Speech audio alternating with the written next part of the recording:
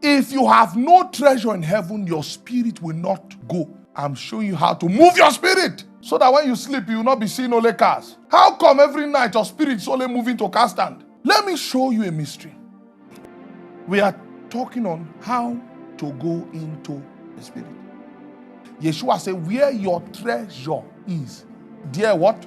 There your heart will be also. Your will is your affection, is your desire. That is the spirit or the will that goes ahead of your body. Wherever the spirit was to go, they went ahead. If you have no treasure in heaven, your spirit will not go. I'm showing you how to move your spirit so that when you sleep, you will not be seeing only cars. How come every night your spirit is only moving to car stand? Let me show you a mystery. A lot of people say, oh, I see myself in the village. I see myself here. I see. Your affection can be used to manipulate your spiritual reality. Your affection is money, and then you gave a wicked person money.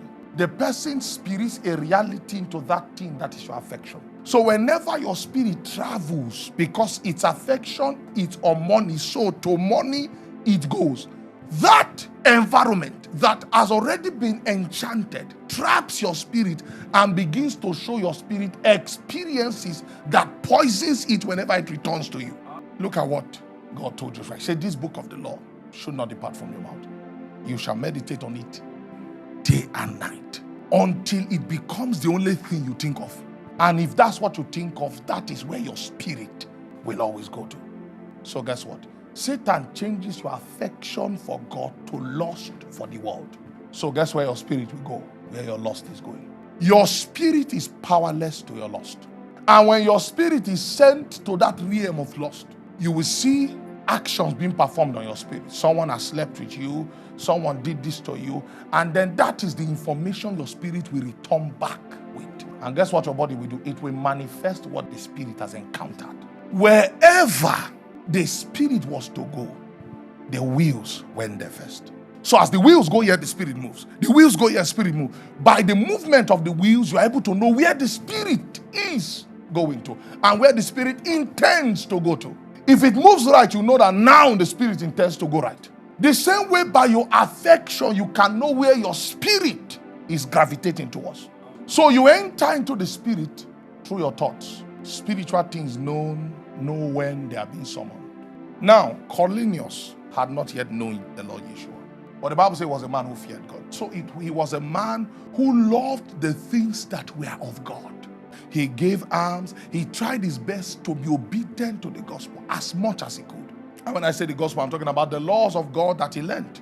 Yet he had not met the Lord. He tried his best to fulfill whatever command, anything that he had learned that would please God. He was doing all those things, yet he had not met the Lord.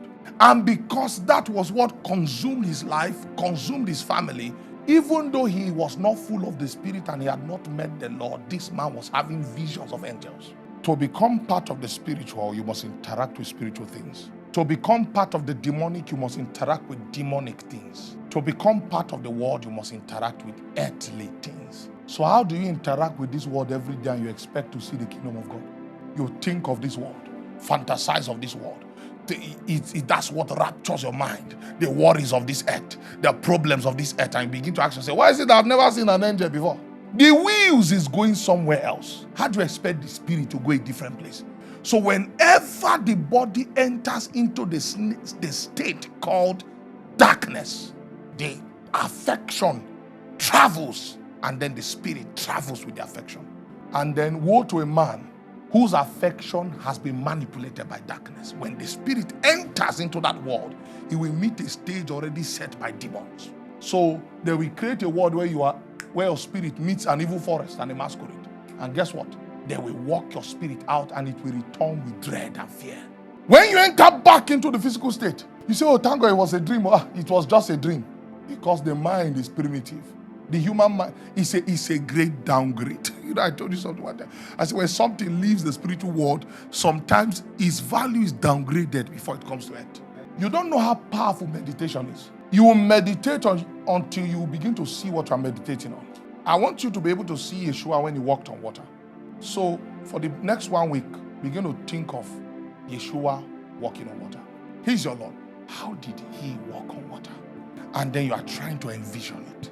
Your mind will try to put up what it feels, because your body will try to say, what is this person's spirit meditating on? It will try to suggest picture, because he too is trying to understand what you're talking about. And when we talk about the you of the flesh, we're not talking about a different person. We're only talking about the downgraded version of yourself, which is the unenlightened. That's the unenlightened version. The difference between the spirit and the flesh is light. Just as you can sit down here now, you have information in your mind, yet you are struggling to remember it. And you're asking yourself, what is wrong with me? Guess what? If your affection are on the things above, do you know what affection is? If your affection is on the things above, your communication will be with the things above.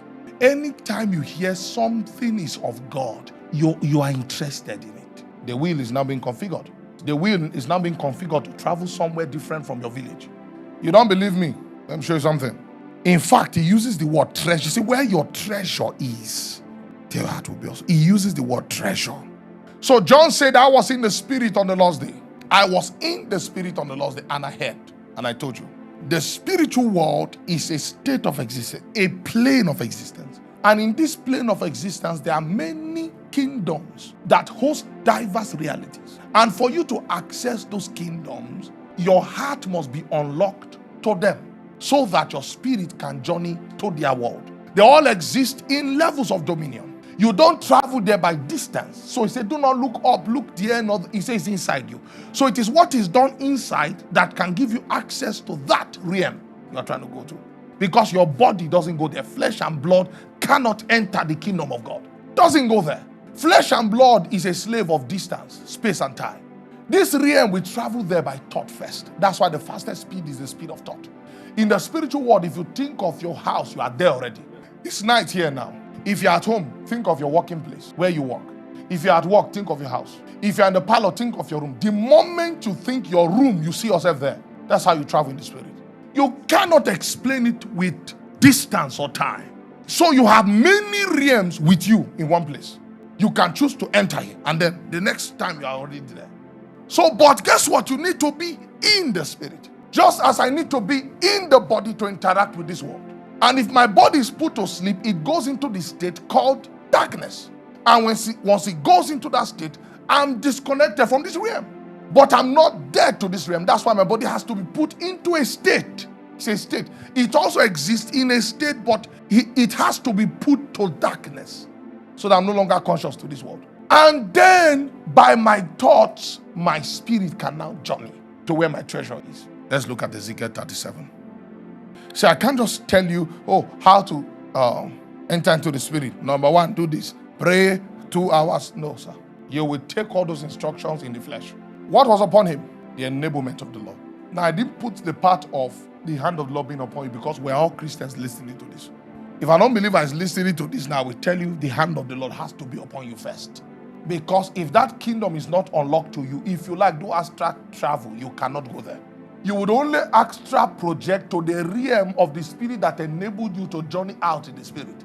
You cannot project to another kingdom. The hand of the Lord was upon me, and what? Carried me out in the spirit. In what? So he was in the spirit of the Lord. The spirit of the Lord was his transport mode by which he went out. Out of where? Out of his body. Now you see, I'm not talking about the manifest presence of God. Okay, but how do I see open vision? That is the presence manifest. It opens up gates for you in the language you can understand. It's before your realm. So that whole thing that is happening would only be in your house. So I can be standing here and experiencing a Mara, where the presence of the Lord is now manifest, taking up forms that can communicate to me. But guess what? That sound as of a rushing mighty wind would only be in my house. It will fill my whole house. My neighbor standing by my house, which is my body, will not be able to see what I'm seeing. So he carried me out in the spirit. And then he went to a terrain. And that terrain was what? Was a valley full of dry bones. So if you saw Ezekiel on that day that he was having this vision, it will seem as though Ezekiel was sleeping. Ezekiel can be sleeping that way for another 10 days, and he will not die, because the power that carried him out in the spirit has put his body in a state.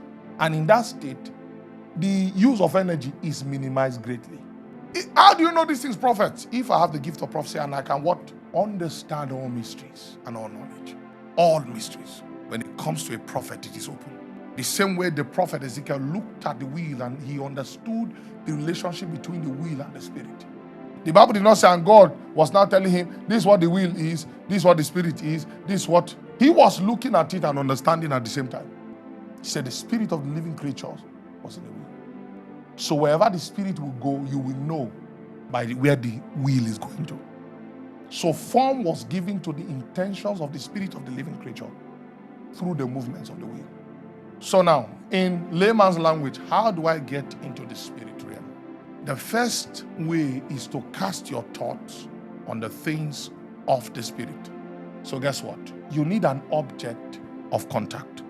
The same way a witch to cast spell on you needs an object of what? Contact. This book of the law, to meditate, you must meditate therein. It becomes your object of meditation. Cast your affection on things above. You need to know the things above so that your affection can... Do you know what is cast? Throw it there, and then your spirit will follow. If your affection is on the things of the flesh, you don't have any business with spiritual encounters and travels. Except God in his own sovereignty wants to cause a manifestation for a reason.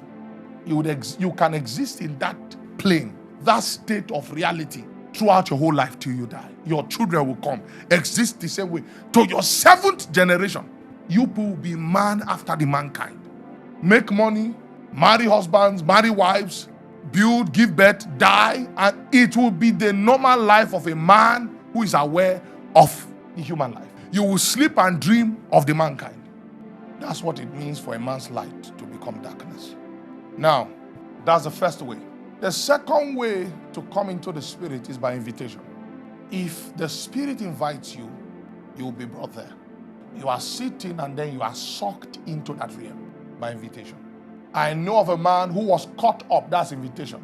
He was doing his own thing and all of a sudden, bam, he's in the spiritual world. Heard many things that are not lawful to utter among men. There is a law in that realm that these things you hear, seal it till you die.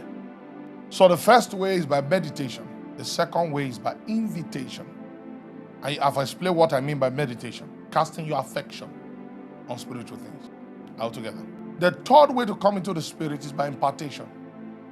You have meditation, you have invitation, you have impartation. Impartation can, number one, be presence-based, object-based, or intention-based. Number one, present-based. It means you were at a place of high spiritual traffic, and that operation overcame your human consciousness. Rapidly, it overcame you. And guess what? You found yourself interacting with that realm because you were with... The Bible said when Saul came among the band of prophets, he was given another heart because your heart has to be involved in this thing. And then he began to interact with the spiritual realm as though he was one of the prophets. Object-based in the sense that if you go and interact with a sacred thing, a thing with high spiritual value, because they are objects that are valuable to spiritual entities on earth. An object that is of high spiritual value, you go and interact with it. You go and sleep near the Ark of the Covenant, like Samuel, you will begin to hear very soon. Because any consecrated object, although it is in this world, it doesn't exist in this world. If this handkerchief becomes a consecrated object, although it is in this world, it's not of this world. In the spiritual realm, it's on that part that is between this world and the other world. So you are in the world, you are not of the world. You are a consecrated object. How can they sleep on your bed and what they are seeing is people sleeping with them? Number 3, impartation based. One who is a prophet can say, Lord, open the eyes of this man. Let him see. So guess what? His intentions are imparted to you. You have no business in the spirit, but because he prayed, there's a overhauling that happens to you instantly. You are thrown into a state. So these 3 points were listed under what? Present-based impartation. Number 2, object-based impartation. Number 3, intention-based impartation. Intention. It was the intention of Yeshua to impart on the disciples a knowledge of the spiritual world on the Mount Olive. Intention-based impartation. So the first way to go into the Spirit is by what? Meditation. The second way to go into the Spirit is what? Invitation. The third way is what? By impartation.